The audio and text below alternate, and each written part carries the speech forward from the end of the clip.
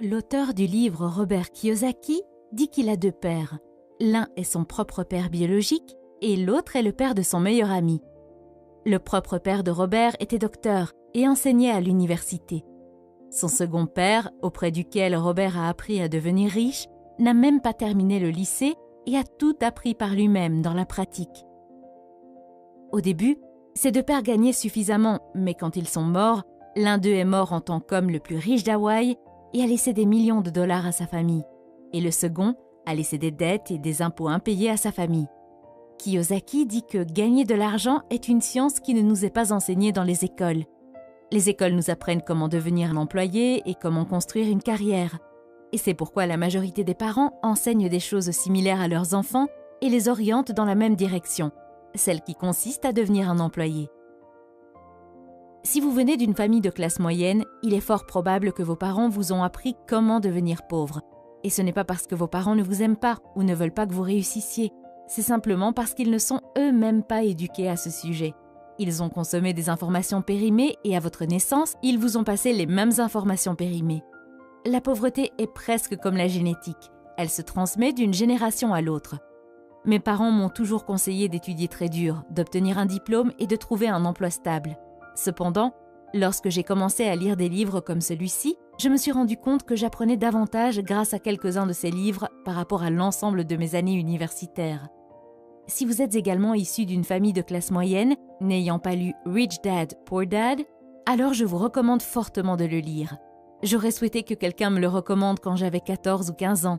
Tant de choses auraient pu être positivement différentes dans ma vie si je l'avais lu plus tôt. Dans cette vidéo, je vais vous parler des 7 idées principales du livre.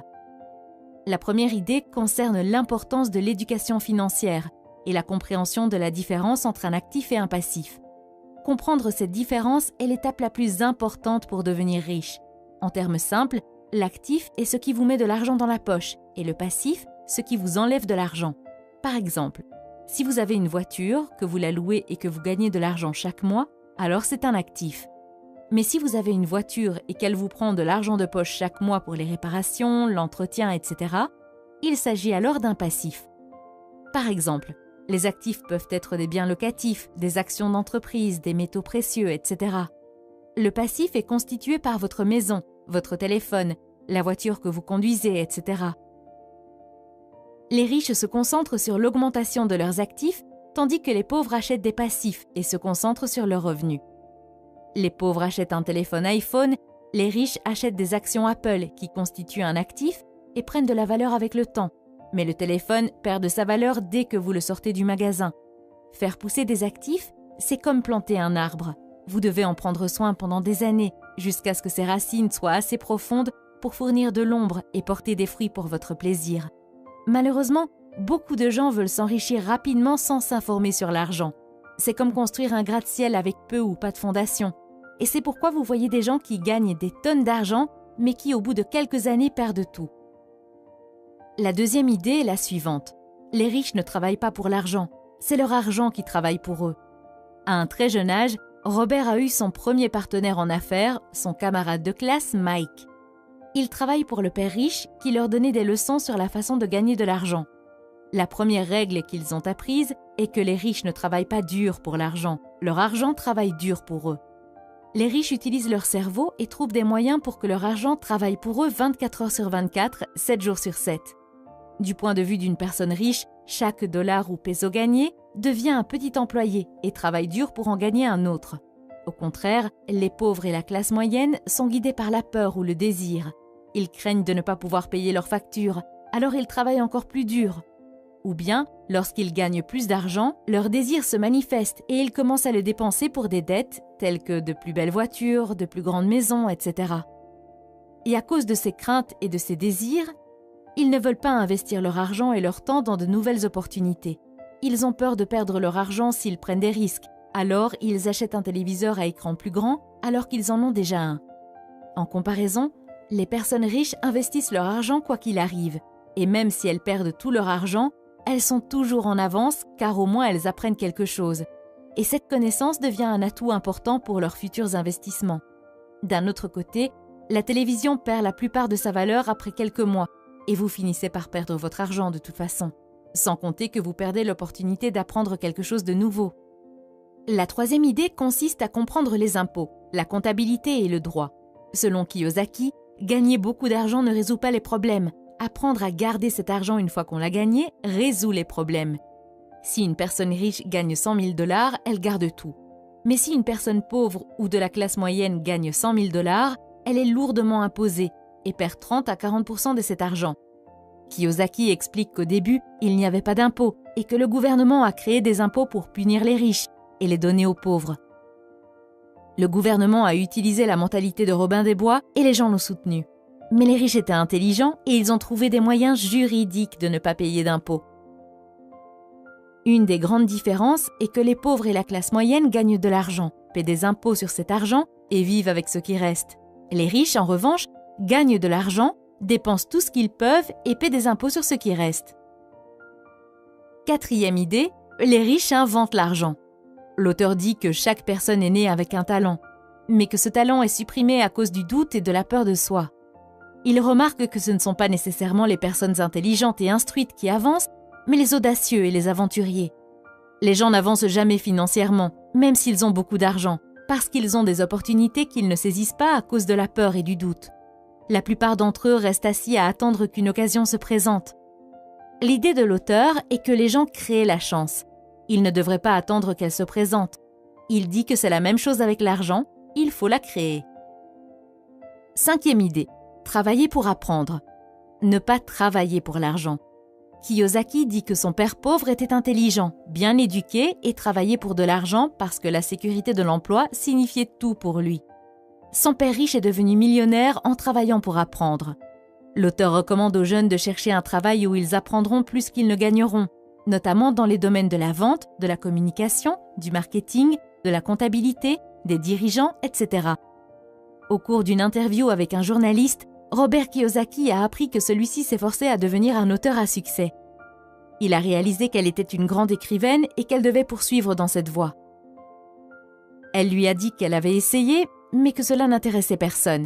Il l'a accidentellement offensée lorsqu'il lui a dit de suivre un cours de vente pour qu'elle puisse se promouvoir. Elle s'est mise sur la défensive. Elle lui a répondu « J'ai une maîtrise en littérature anglaise.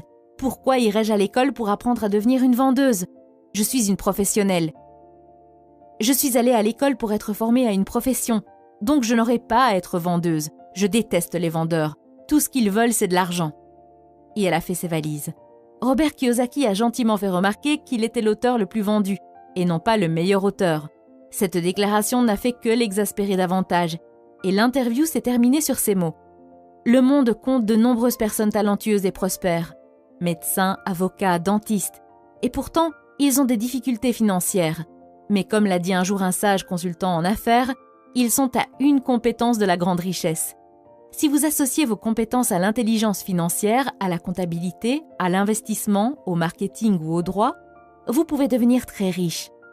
Si cette journaliste avait plutôt choisi un emploi dans une agence de publicité pour apprendre à vendre, elle pourrait créer une grande richesse grâce à ses écrits.